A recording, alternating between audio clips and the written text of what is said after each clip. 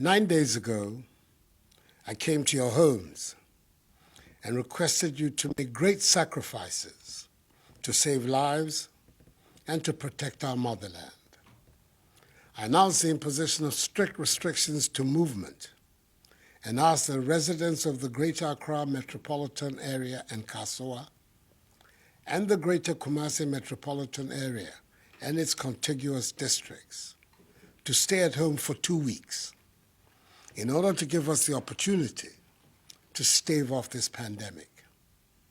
As a result, residents of these two areas had to make significant adjustments to our way of life, with the ultimate goal being to protect permanently our continued existence on this land.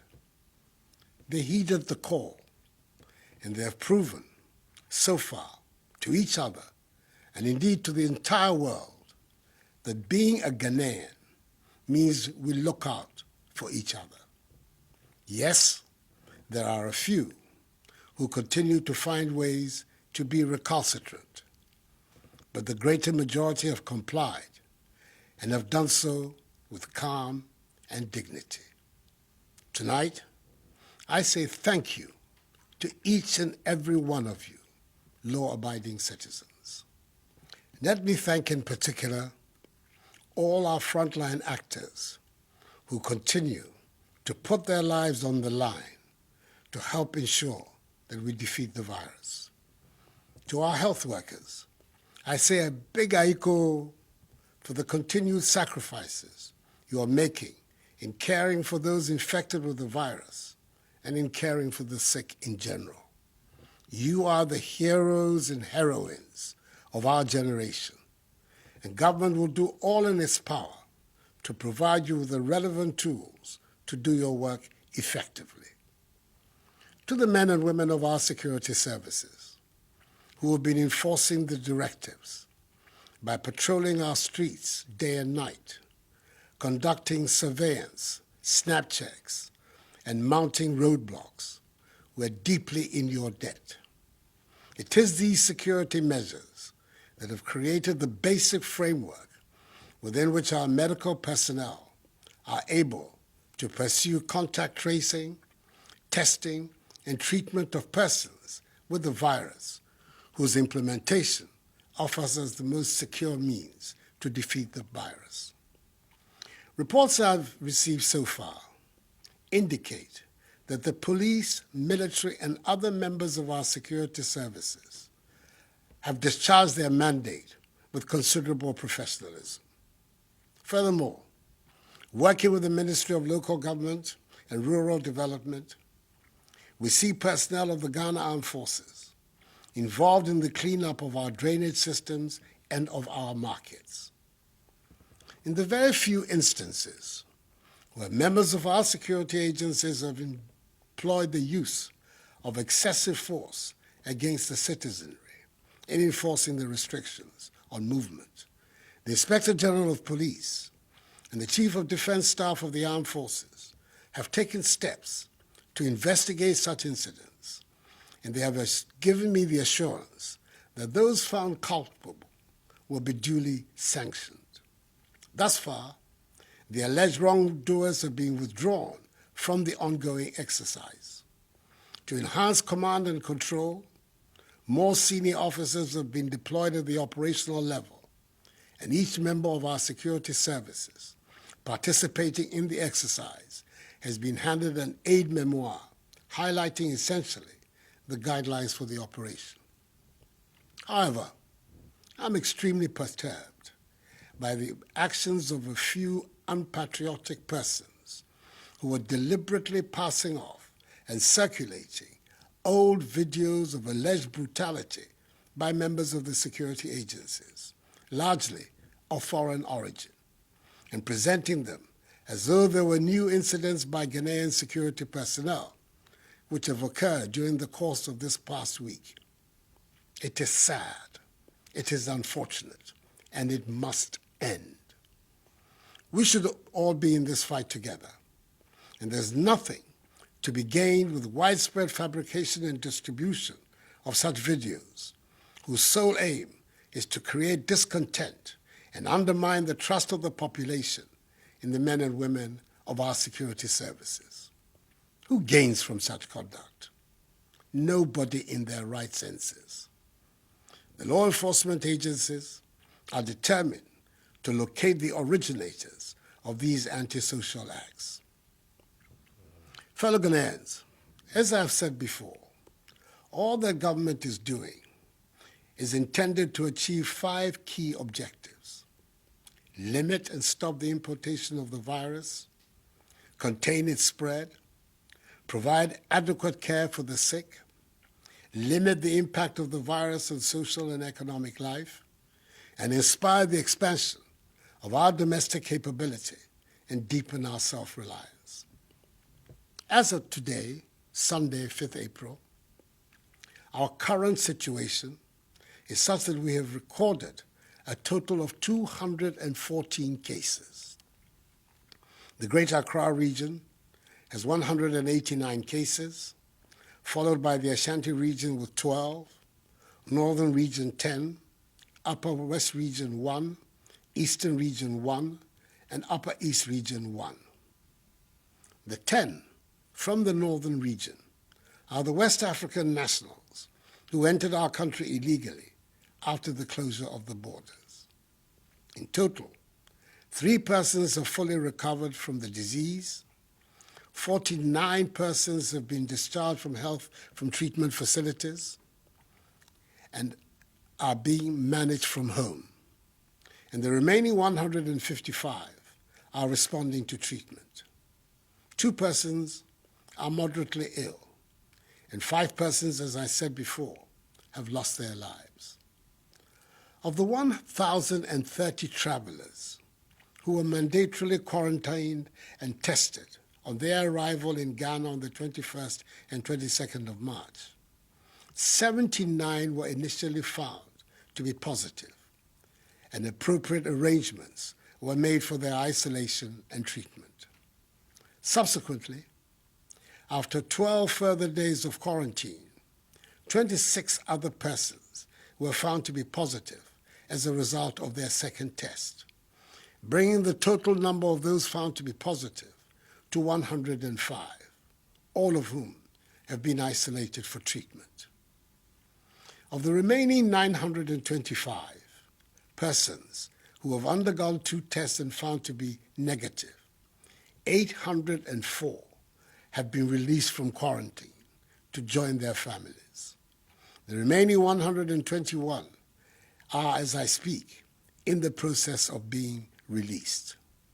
I want to thank all of them and their families and loved ones for their understanding and cooperation with the stringent procedures the government was forced to deploy in the public interest.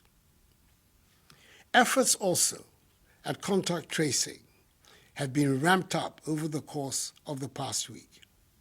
Indeed, for every confirmed case of COVID-19, all the contacts have been listed, monitored, and tracked. Additionally, in the home or place of work of a confirmed case, all persons, be they at home or at work, have been tested, whether they had symptoms or not. Within the locality or neighborhood of a confirmed case, the opportunity is also being provided for persons to undergo voluntary testing to ascertain the extent of community spread. We are thus about to enter a critical phase of our fight in the coming week, as the Ghana Health Service is due to receive the results of some 15,384 out of 19,276 persons who have been reached through contact tracing. It is the results of these tests that will determine our future course of action. Government's policy and measures will continue to be driven by the science in this matter. The Ghana Academy of Arts and Sciences and the Center for Scientific and Industrial Research, CSIR, are now partnering government in the struggle. I met with their representatives on Friday and arranged with them a mechanism for the realization of this partnership. the nation and I appreciate their involvement. So in the course of the coming week, a determination will be made as to whether or not to extend the duration of the 2-week restriction on movement and the implementation or otherwise of any more enhanced measures to deal with the virus. I have, however, by executive instrument, extended the closure of our borders for 2 more weeks until further notice. The data tells us that the overwhelming majority of confirmed cases came from travelers or from people who have come into contact with travelers. Fellow Ghanaians, tonight, I stand before you to ask for your continued patience, support, vigilance, and adherence to the measures. Let each one of us play his or her part to enhance our collective efforts at containing the spread of the virus, which will enable us to hasten the lifting of these restrictions and returning the nation to normalcy. I was encouraged by the appreciation of government's handling of the pandemic and the offer of support by the leadership of the major political parties in the country when I met with them on Friday. I applaud Parliament's decision to call off its planned recess and be on standby to aid in the fight against the virus.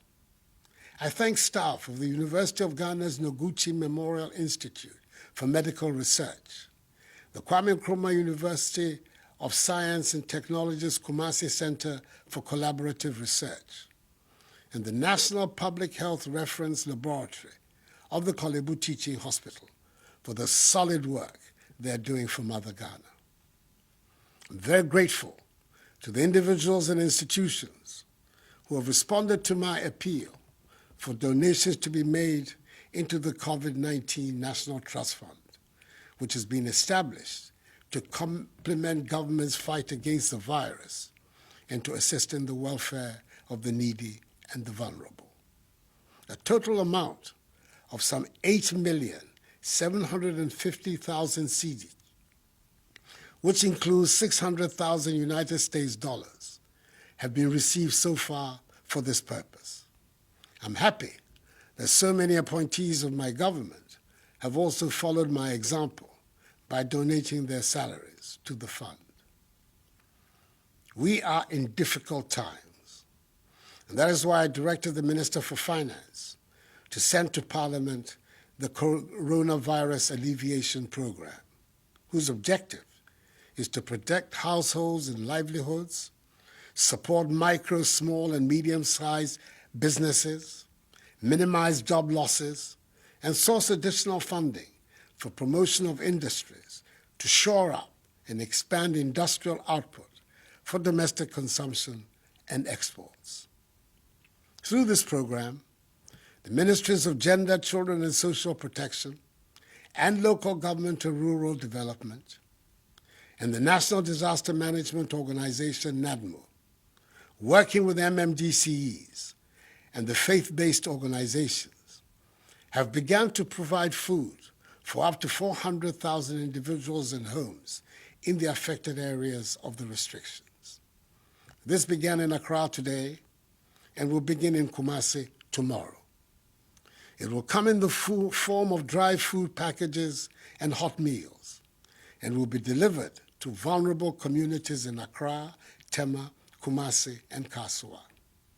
Again, the Ghana Water Company Limited and the Electricity Company of Ghana have been directed to ensure the stable supply of water and electricity during this period. In addition, there will be no disconnection of supply. Furthermore, government will absorb the water bills for all Ghanaians for the next 3 months, i.e. April, May, and June. All water tankers, publicly and privately owned, are also going to be mobilized to ensure the supply of water to all vulnerable communities. Government, in collaboration with the National Board for Small-Scale Industries, business and trade associations, and selected commercial and rural banks will roll out a soft loan scheme up to a total of 600 million cedis, which will have a 1-year moratorium and 2-year repayment period for micro, small, and medium-scale businesses. Fellow Ghanaians, it is vital that we protect the lives of our frontline health workers who are risking their lives every day to battle this virus. That is why government is placing a high priority on the procurement of personal protective equipment for them.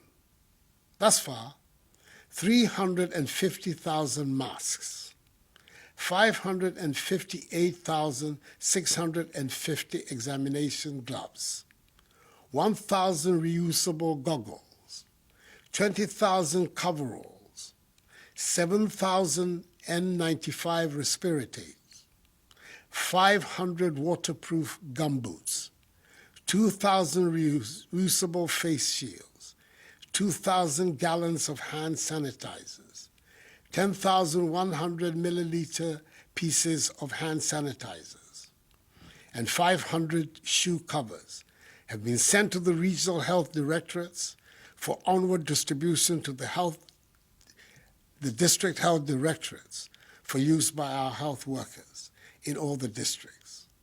That the Minister for Health is ensuring that they reach the health workers. This notwithstanding, government is aware that more needs to be done, especially in the face of the global shortage of PPEs. It is for this reason the government is actively engaged with local manufacturing companies to assist them in the domestic production of PPEs, and I'm encouraged by the response from the Ghanaian private sector. Domestic production of face masks, head covers, surgical scrubs, and gowns will commence from Tuesday.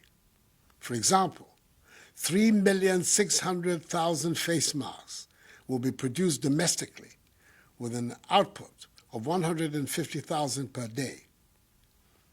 I'm equally impressed with the invention of a solar-powered hand-washing sink by Judose from Kumasi, and the COVID-19 prevention electronic bucket made by Kelvin Owusu Dapa and Richard Boateng, both students of Obuasi Senior High and Technical School. Necessity, indeed, is the mother of invention, as the Ghanaian sense of enterprise and innovation is beginning to be felt.